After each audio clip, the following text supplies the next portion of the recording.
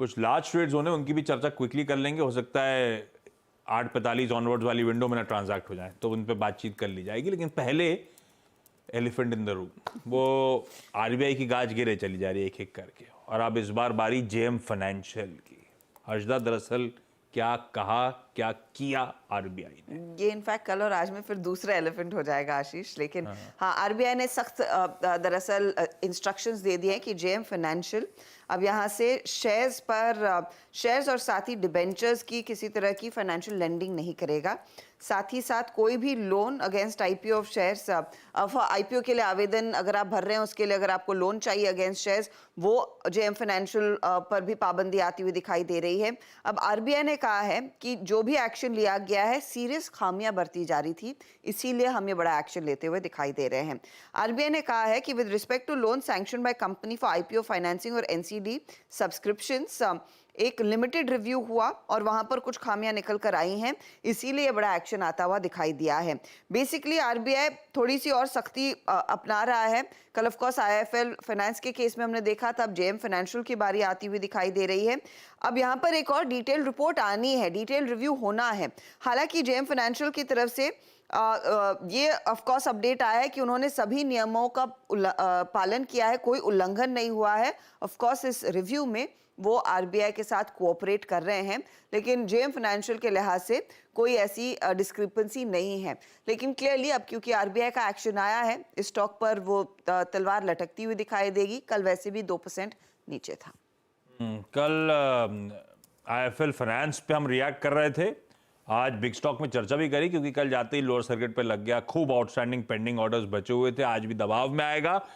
और आज JM financial पे भी गाज गिरती हुई। तो इस पर स्टॉक पे चर्चा नहीं करता, खुलने देते हैं। कहीं पे अगर सर्किट से बच गया तब एक्सपर्ट से बातचीत कर लेंगे, अदरवाइज दिक्कत में है ये काउंटर तो। पर इस पे नहीं कहूंगा। एनबीएफसी इस मॉर्गन स्टैनली की इंटरेस्टिंग रिपोर्ट कहती है कि आरबीआई का पहले इस बार जेएम फाइनेंशियल पे एक्शन हुआ है, इससे पहले आईएफएल फाइनेंस पे हुआ था, और कुछ और इंस्टेंसेस ऐसे आए तो एक मीनिंगफुल ओवरहैंग बन जाएगा एनबीएफसी यूनिवर्स पे नियर टर्म के लिहाज से। बजाज फिनसर्व, बजाज फाइनेंस कल इन्हीं सब के बीच में 4-4.25% गिरे हुए थे, निफ्टी के टॉप लूजर्स थे। सेकंड हाफ में देखिए किस तरह का प्रेशर माउंट होता हुआ नजर आया था। बहती साहब, आई एम श्योर कल शाम को चेक किया होगा इन स्टॉक्स को, समीकरण कैसे बैठ रहे हैं, दबाव गहराएगा क्या? जी आशीष जी, बजाज फाइनेंस की बात करूं तो यहाँ तो जरूर प्रेशर देखने मिल रहा है, और यहाँ शायद प्रेशर और बढ़ता हुआ देखने मिल सकता है। तो हमारी सलाह है इन लेवल्स पे शॉर्ट नहीं करे, लेकिन जिनके पास शॉर्ट है बने रहे। जो स्टॉप लॉस है उसे सिर्फ ट्रेल करके नीचे ले आए। 6490 का एक एसएल रखे, और हमें लग रहा है जिससे आपका सेटअप बना हुआ है शायद 6200 तक के भी लेवल्स दिखा सकता है। बाकी सेलेक्टिवली एनबीएफसी में जैसे एल&टी फाइनेंस है, निमिडन फाइनेंस, वहां ऐसा कोई प्रेशर नहीं देखने मिल रहा है। तो अगर कोई बढ़ावत कोई मूवमेंट मिलता है तो वहां जरूर खरीदारी के मौके ढूंढे जा सकते हैं। एक बात, एनबीएफसी सारे वैसे रडार पे रहेंगे, देखते हैं आज कैसा पैन आउट होता है दिन। गावा सर, एक काम करिएगा, एनबीएफसी की चर्चा हुई ना, तो आप पीएफसी और आरईसी का चार्ट टटोल के रखिएगा। कौन से पे ज्यादा कन्विक्शन, पोजीशनिंग कैसी, तेजी का मन बन रहा है नहीं बन रहा है। मैं सीएलएससी की रिपोर्ट जो हमने टच अपॉन करी थी उस पर आऊंगा आगे, एनबीएफसी पे अभी और बातचीत करेंगे। लेकिन पहले वो दो लार्ज ट्रेड जो होने एक एक करके उनको एड्रेस कर लिया जाए। पहले जोमैटो। मानस, आप चार्ट रेडी रखना। हर्षदा, क्या अपडेट्स हैं? जोमैटो में दरअसल एंटफिन सिंगापुर जो कंपनी में करीब 6.32% हिस्सा होल्ड करती है, वो आज एक ब्लॉक में करीब 2% स्टेक ऑफलोड करती हुई दिखाई देगी। लगभग 17.64 करोड़ शेयर्स बिकने के लिए आ सकते हैं, जिनका रफली करीब 2% हिस्सा होगा। अब यहाँ पर डील साइज ध्यान दीजिएगा, 2812 करोड़ के आसपास आकी जा रही है। ये कल की क्लोजिंग प्राइस से करीब करीब 4% के डिस्काउंट पर सौदा होने के आसार हैं। ऑफ कोर्स क्योंकि एड फाइनेंस के पास पहले से शेयर है, तो एक 90 डे का लॉक इन पीरियड रहेगा, उस पर्सपेक्टिव से आपको ध्यान में रखना है। लेकिन पूरा हिस्सा नहीं बिक रहा है, 6.32% से करीब 2% हिस्सा वो बेचते हुए दिखाई देंगे आज के दिन। जोमैटो पे आज एक लार्ज ट्रेड लाइकली, आवाज की एक्सक्लूसिव एंड फाइनेंशियल चंक बेचेगा। मानस, बहुत बढ़िया ट्रेंडिंग स्टॉक था, गजब का मूव, गजब का मोमेंटम। क्या वॉच आउट करोगे आप? क्या लेवल्स डिफेंड करने की जरूरत, कहां समीकरण बिगड़ेंगे? देखिए, पहले तो ट्रेंड समझे तो ट्रेंड तो बहुत पॉजिटिव है। स्टॉक ने अभी कुछ दिन पहले ही 2021 के हाईज को टेस्ट किया था। वहां पर कल थोड़ी प्रॉफिट बुकिंग भी देखने को मिली, लेकिन ट्रेंड में कहीं भी कोई भी नेगेटिव पैटर्न्स नहीं है, ट्रेंड पॉजिटिव बना हुआ है। सबसे पहले तो आपको आज 159 के लेवल्स देखने हैं, जहां पर 20 डे मूविंग एवरेज है, लेकिन स्टॉक के लिए सबसे important support 50 day moving average है, जो कि 147 के आसपास है। तो जब तक 147 के ऊपर ट्रेड करता रहेगा, यहाँ पर ट्रेंड बुलिश बना रहेगा। मेरा तो समझना है कि अगर कोई गिरावट मिले और अगर आप थोड़ा सा रिस्क उठा सकते हैं, तो 144 के स्टॉप लॉस से एक पोजिशनल ट्रेड लेना चाहिए, क्योंकि ट्रेंड पॉजिटिव है और आप उम्मीद कर सकते हैं कि आने वाले समय में 185 तक के भाव आपको जोमेटो में देखने को मिल जाएंगे। तो फिलहाल के लिए ट्रेंड पॉजिटिव है, इसलिए बने रहने की सलाह रहेगी और गिरावट पे खरीदारी करनी है, लेकिन 144 का पोजिशनल बेसिस पे स्टॉप लॉस जरूर लगाइए। स्टॉप लॉस जरूर लगाइए, ट्रेंड खासा पॉजिटिव। आज देखते हैं कौन सी विंडो पे कैसे ट्रांजैक्शन होता है, कितना हाथों हाथ लिया जाता है। दूसरा ऐसे ही लार्ज ट्रेड इंतजार करेंगे हम लोग, संवर्धन मदरसन, ये भी आवाज की एक एक्सक्लूसिव। हजदा, हमारे पास क्या अपडेट्स हैं? यहाँ पर दरअसल सुमितोमो वायरिंग अपनी हिस्सेदारी कुछ बेचता हुआ दिखाई देगा। वो करीब 4.5% स्टेक बेचने के लिए आज मार्केट में आएगा। ये भी एक ब्लॉक डील है। डील साइज जो है करीब करीब 30 करोड़ का रहेगा, यानी कि 30 करोड़ शेयरों का है, यानी कि 3541 करोड़ की डील साइज है। बेस प्राइस पहले 122 के आसपास आकी जा रही थी, लेकिन कंपनी ने इसको रिवाइज करके 118 रुपए प्रति शेयर रखा है। तो ये भी मेरे ख्याल में बाजार खुलने के साथ ही सौदा होने के आसार हैं। देखते हैं। गावस्कर को टेक्निकली तो बहुत साउंड लग रहा है, तो इसमें पूछने की जरूरत है नहीं। अपन लेवल्स वॉच आउट करेंगे, सौदा कहां होता है, कैसा कंटिन्यूस सेशन में शुरुआत होती है, उसके बाद रिविजिट कर लेंगे। पर हाँ, थोड़ा सा ध्यान रखिएगा, ये आमतौर पे बहुत सारे लार्ज ट्रेड्स, बहुत सारे QIP इशुएंसेस थोड़ा सा बाजार पे ओवरहैंग बनते हैं। पर लास्ट टाइम जब हुए थे इस तरह से खूब सारी डील्स, तो हाथों हाथ लिया था, क्या पार्टिसिपेशन आया था, बाजार फिर चलने लगा था। इस बार वैसे ही सभी कर रहे हैं ना, इस बार थोड़े से कॉशियस हो आप, क्योंकि इतनी लार्ज ट्रेड्स अब, और कहा जा रहा है खूब पेंडिंग है अभी तो आने। अगली बार विंडो क्लोज होने से पहले कहा जा रहा है खूब मैसिव ट्रांजैक्शन लाइंड अप है, और QIP भी हो ही चले जा रहा है, खूब पैसा सकाउट हो रहा है। नहीं नहीं बिल्कुल। और देखिए आशीष, क्या होता है ना, हर बार एक ही चीज नहीं काम करती। एक टेम्पलेट बनी थी जिसमें जब स्टेक सेल आ रही थी तो स्टॉक्स भाग रहे थे, उसके बाद भी प्रमोटर बेचे तो भी प्रमोटर बेचे तब भी स्टॉक भाग रहा था, ठीक है ना। कहीं ना कहीं जाके सैनिटी प्रिवेल करेगी, और ऐसा नहीं है। बस ये है कि इस केस में संवर्धन मदरसन के केस में वो अर्निंग्स के बाद स्टॉक काफी गिर गया था, उसके बाद उसमें रिकवरी आ गई। वो कल एक टेक्निकल ब्रेकआउट भी मिल गया, तो हो सकता है कि ये आज शायद चल जाए। लेकिन हाँ, आपका पॉइंट एकदम सही है। इस समय हो क्या गया है कि रिटेल हर कुछ चेज कर रहा है। मतलब प्रमोटर से ज्यादा कौन जानता है कंपनी के बारे में। प्रमोटर पूरा मतलब इतना इतना हिस्सा बेच रहा है। वो कौन सी बड़ी एक कंपनी आई थी जिसमें 26% स्टेक बिका था अभी 2 हफ्ते पहले। CMS info. हाँ, तो मतलब ये काफी इंटरेस्टिंग है। आजकल हो गया ना more loyal than the king, वो वाला मामला हो गया है। मतलब प्रमोटर को लग रहा है कि हम, वो वर्लपूल वाला मामला भी आता है आपको। वर्लपूल के प्रमोटर ने खुद CNBC पे जाके बोला कि हम 50 टाइम पे ट्रेड कर रहे हैं। यहाँ पे रिटेल बोला नहीं, आपको 100 टाइम करना चाहिए, आप 50 टाइम पे क्यों मान रहे हैं? आपको क्या पता? आपको क्या पता, हम जानते हैं आपकी कंपनी के बारे में ज्यादा। तो ये वो वाला मामला हो रहा है बिल्कुल। लेकिन खैर, ट्रेंड जो है मार्केट का उसके साथ ही रहना है। लेकिन हाँ, मतलब नॉर्मली अगर प्रमोटर माल छोड़ रहा है तो मतलब आपको कॉशियस होना चाहिए। लेकिन लिक्विडिटी के आगे सब कुछ धराशायी है, लॉजिक। ट्रू। चलिए अब देखते हैं, विंडो खुली होगी, इस समय कुछ ट्रांजैक्शंस आते हैं तो टिकर टीम क्विकली अपडेट करती रहेगी। गावस्कर, वो पावर फाइनेंशियल्स, PFC, REC सरकारी वाले, दरअसल CRSA की रिपोर्ट आई, दोनों पे खरीदारी करने का कॉल है। 550 का लक्ष्य है PFC पे, 560 का REC पे, जो कह रहे हैं कि सीक्वेंशियल इंप्रूवमेंट ग्रॉस NPAs में 60-70 बेसिस पॉइंट्स का देखने को मिलेगा। राइट बैक जो हो रहे हैं उसमें भी 60-70 बेसिस पॉइंट्स का दोनों कंपनीज में इंप्रूवमेंट देखने को मिलेगा। वो लैम्को अमरकंटक डील का रेजोल्यूशन मदद करेगा। हाँ, REC उनका कहना है मार्जिन पे थोड़ा प्रेशर झेलेगा, इसीलिए PFC ज्यादा बेहतर है। हालांकि पसंद दोनों आ रहे हैं उनको, पर क्योंकि PFC डिस्काउंट पे भी ट्रेड करता है REC से, तो वो ज्यादा गो टू स्टॉक हो सकता है, उसमें ज्यादा मीनिंगफुल अपसाइड नजर आते हैं। बाबा सर, चार्ट्स कैसे हैं दोनों में से? किसी में तेजी वेजी का मन बनाओगे या छोड़ दिया जाए टेक्निकली?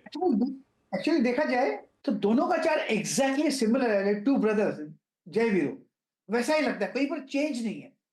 हाँ, अगर पावर फाइनेंस की बात करें तो लगता है एक लेने की जगह अच्छी है, जब वो 426 पार कर लेगा अच्छी जगह है, फिर एक अपमूव मिलेगा 450 तक जा सकता है और भी हाई जोन देखेंगे।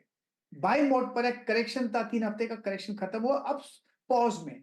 आरईसी की बात करें, स्लाइटली बेटर, लेकिन दोनों ही चार्ट सेम है। यहाँ पर 472 पार कर लेगा, एक बाइंग अपॉर्चुनिटी मिल जाती है, उसके बाद ले लीजिए, फिर 500, 550, 550 आते दिनों में देखेंगे। दोनों ही अच्छे हैं, अपमूव है, पॉज है, फिर एक अपमूव शुरू होना चाहिए।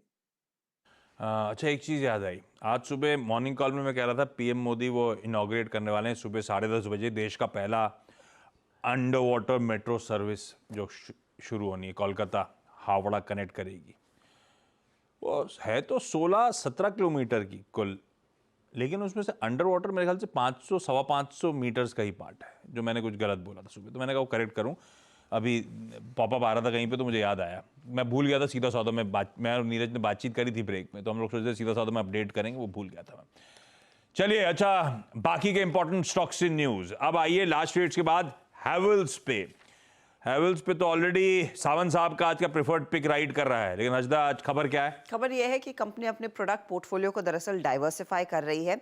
अब किचन अप्लायंसेस सेगमेंट में कंपनी उतरेगी, तो ऐसे में कुक टॉप्स, हब्स, चिमनीज और दूसरे इनबिल्ट अप्लायंसेस कंपनी दरअसल लॉन्च करती हुई दिखाई देगी।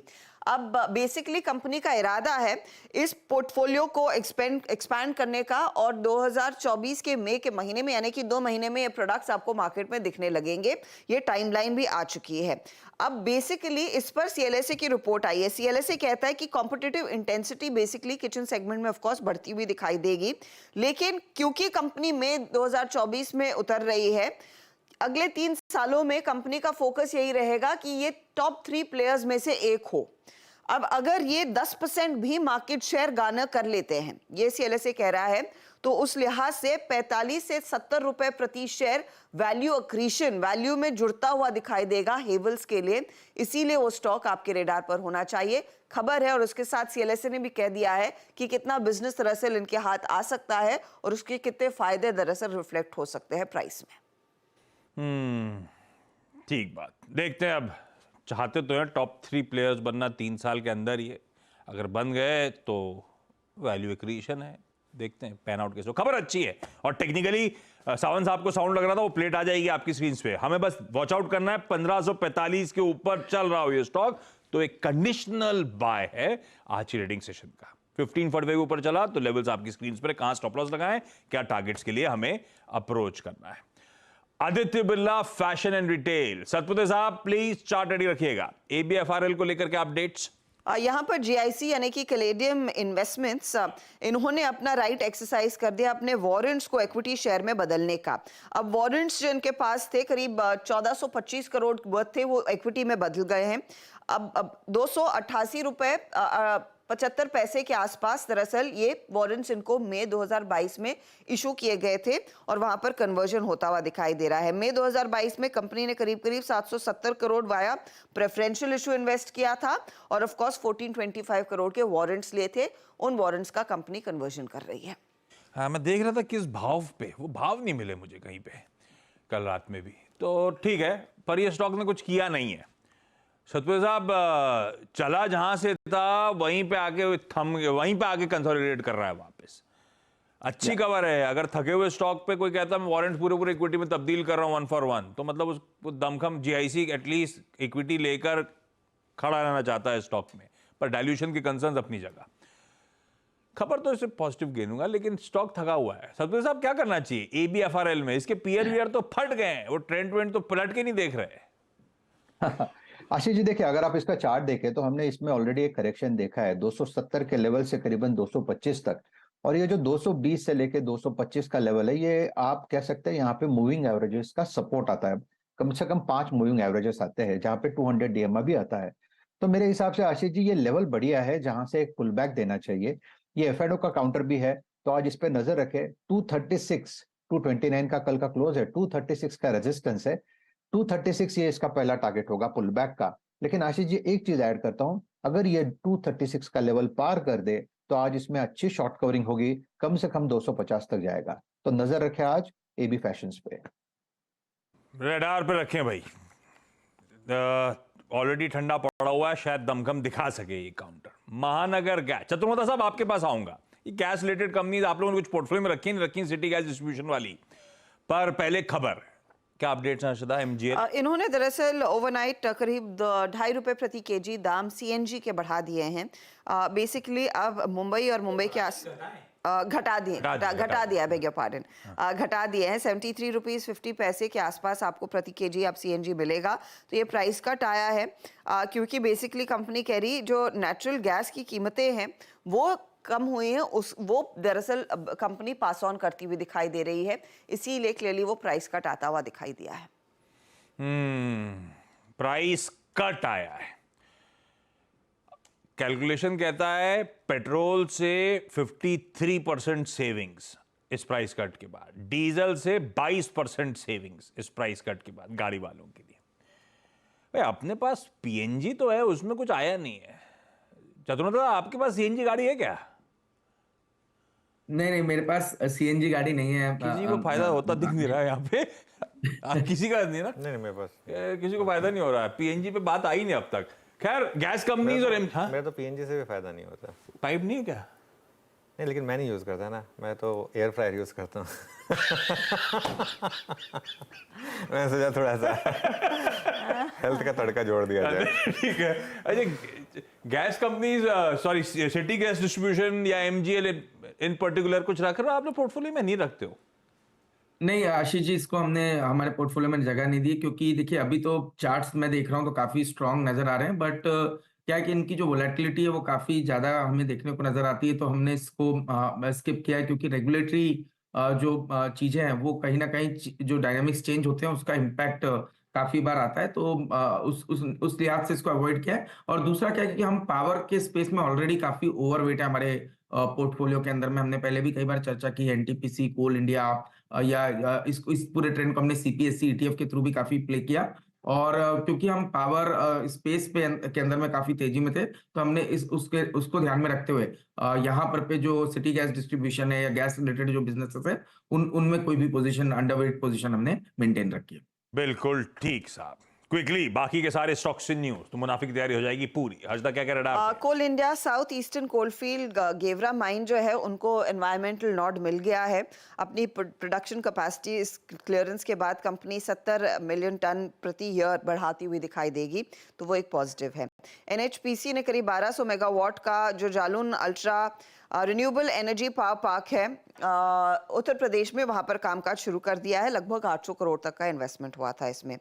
REC आप पहले भी मेंशन कर रहे थे ब्रोकरेज रिपोर्ट्स, लेकिन याद रखिएगा 16 मार्च को कंपनी तीसरा इंटरिम डिविडेंड FY24 के लिए घोषित करेगी, तो उस लिहाज से भी स्टॉक रेडार पर रहेगा। JSW एनर्जी का जो एक स्टेप डाउन आर्म है वो दरअसल एक कॉन्ट्रैक्ट साइन कर चुका है बैटरी एनर्जी स्टोरेज सिस्टम्स के लिए। करीब 250 मेगावाट वाला ये स्टोरेज सिस्टम रहेगा और उस लिहाज से ये कंपनी फोकस में रहेगी। GR इंफ्रा प्रोजेक्ट्स रेडार पर रखेंगे। प्रोमोटर ग्रुप करीब 5% स्टेक ऑफलोड करता हुआ दिखाई देगा minimum public share holding norms को कंप्लाई करने के लिए, और ये करीब 1220 के आसपास सौदा होने के आसार बन रहे हैं। आवास फाइनेंशियल्स का यहाँ पर दरअसल 2 कल बड़े बिकवाल आए थे। लेक डिस्ट्रिक्ट होल्डिंग्स, इन्होंने करीब 58 लाख शेयर बेचे, नियरली 7.38% हिस्सा। पार्टनर ग्रुप ने भी 5.25% हिस्सा बेचा। खरीदारों में लगभग 8% स्टेक SBI म्यूचुअल फंड ने लिया है। अमानसा होल्डिंग ने लगभग 3% स्टेक खरीदा है। इंडिया बुल्स रियल एस्टेट के लिए थोड़ा सा नेगेटिव अपडेट है। MIDC ने कहा है कि 512 हेक्टर का जो प्लॉट इनको नासिक में मिला था उसको तुरंत प्रभाव से वेकेट करें। सेंटम इलेक्ट्रॉनिक्स के लिए अपडेट ये निकल कर आ रहा है, कंपनी को DRDO से स्पेस बेस्ड EW पेलोड्स के लिए एक 187 करोड़ का ऑर्डर हाथ लगा है। और महिंद्रा लाइफ स्पेसेस के लिए भी एक नेगेटिव खबर है, 100 करोड़ की टैक्स डिमांड नोटिस इनके हाथ लगती हुई दिखाई दी है। रखिए इन तमाम काउंटर्स को रडार पे। इंतजार कर रहा था जोमेटो या संवर्धन मदरसन की कोई लार्ज ट्रेड हो जाएगी, ब्लॉक विंडो में हो गई डॉलर इंडस्ट्रीज की। तो इसको रखिए रडार पे। क्विकली मुनाफे की तैयारी पूरी। ट्रांजिशन कर रहे हैं हम लोग पहला सौदा में। अब